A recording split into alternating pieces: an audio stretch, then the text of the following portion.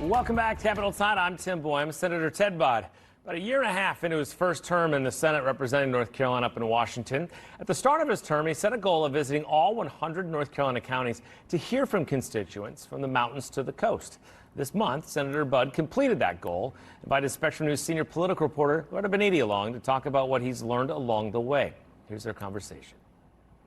Well, first of all, thank you so much for joining us. So here we are. This is your 100th county since you've been in office. I did the math, and I'm not a math person, but I did the math. That means 100 is pretty easy math. Well, it is, but you did at least one county every 6 days since you've been in office. That's a lot of traveling. It is. You know, sometimes we're in Washington, and sometimes we're back in North Carolina. So we'll do them on the Mondays before we go into session, or I'll do them on the Fridays and Saturdays, and occasionally a Sunday we'll visit. But it's just so important to me.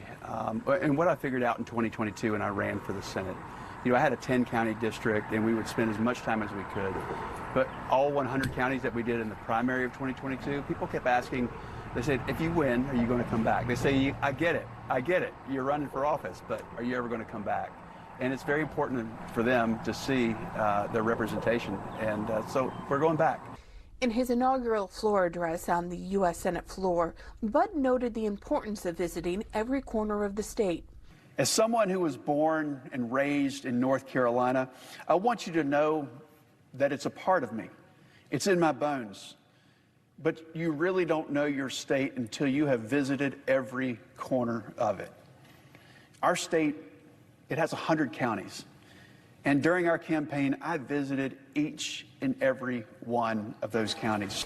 As he said, his first tour of all 100 North Carolina counties was when he was running for the U.S. Senate seat in 2022. The clock started in January of 2023 for another tour of the state. That's a lot of ground to cover. You know, when I go to Washington, I'll have a mental picture of every meeting and notes, of course, every meeting in every county that I've been to. So I want to make every decision that comes out of the D.C. Beltway related to what goes on here. And everything that I want to do has to make life better for those here in North Carolina. I mean, we've got agriculture, we've got military, we've got banking, manufacturing. It's just in big business, small business, very entrepreneurial. And I want to make things better for families here and individuals just trying to make life better for themselves. You know, we always like to talk about what a beautiful state we have, from the mountains to the coast. I mean, just looking out where we are today, I mean, you had to have seen such great spots here in North Carolina. Oh, yeah.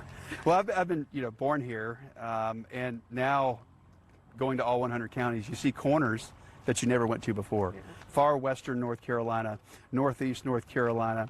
And it just, when I come home, I tell Amy Kate, I might tell my kids, hey, I found a spot we got to go back to. Not for work, but, you know, we're going to hit it on a Saturday and come down east or come out west. And it's just, it's a great place to brag on. It was 587 days after taking office that Budd hit his 100th county on Friday, August 16th. We caught up with him there as he made several stops in Tyrell County near the Outer Banks. And he says, as diverse as the state is, there are common concerns he hears from many.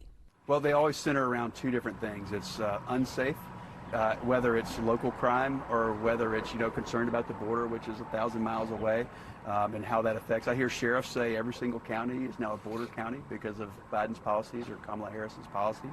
And then, so it's unsafe, either local or nationally, or internationally, if you think about some of the things we've gone through over the last several years, depending on where people's main concerns are.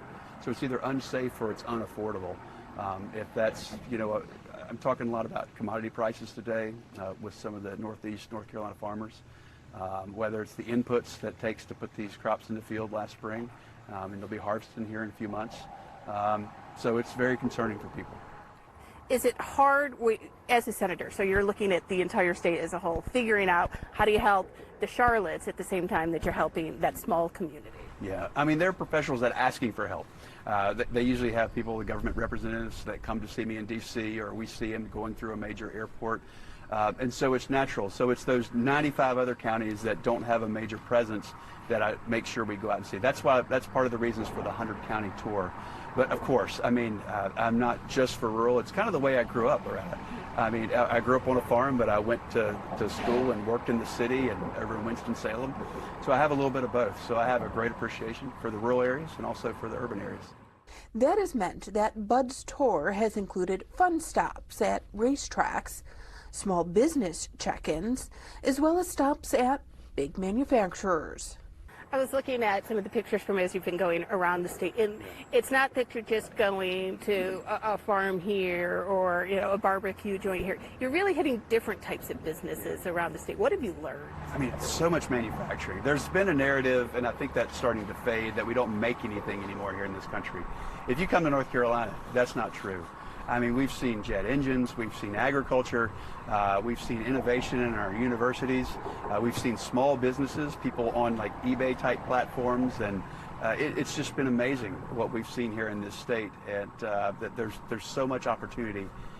You know, CNBC I think named us #1 for a couple years in a row, and maybe we'll get that back here very soon. We're doing a lot of great things at the General Assembly. But it's a great state to do business in, if it's a small startup business or if it's a big business. I think the whole spectrum is covered, and I'm very proud to be able to represent it.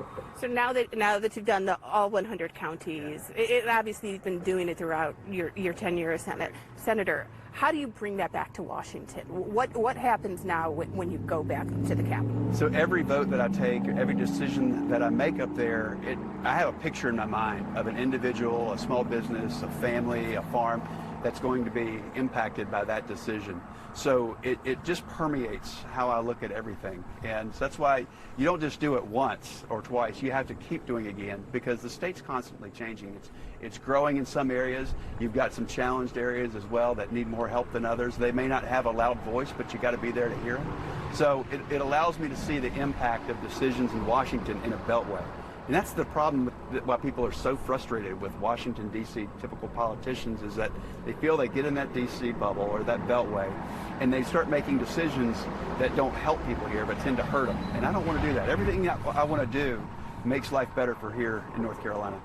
Well, I am going to put you on the spot. Do you have? It's probably the home county. It's probably your answer. But did you have a favorite county during your? Okay, so I'm from sort of the western. I'm from the Piedmont, right? So Davie County. It was great for me to learn right here, northeast North Carolina, where I am, and far western North Carolina. And not just, you know, Asheville, which a lot of people go to. It's a larger city, but you keep going for hours west, and you go all the way to Cherokee County, and it's just been wonderful to learn different corners of the state with so many great people. Okay, thank you so much. Thank you, Brad.